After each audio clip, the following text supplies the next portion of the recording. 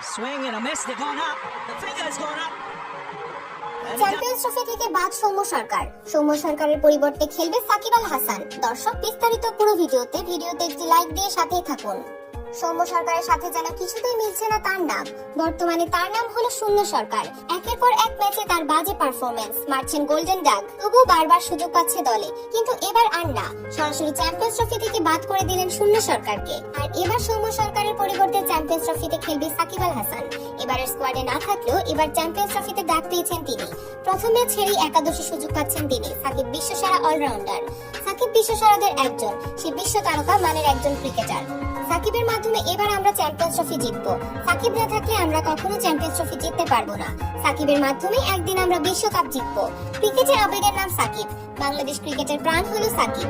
একাদশে সুযোগ পেয়ে চ্যাম্পিয়ন্স ট্রফি খেলতে যাচ্ছে সাকিব। দেখা যাবে পরবর্তী ম্যাচে।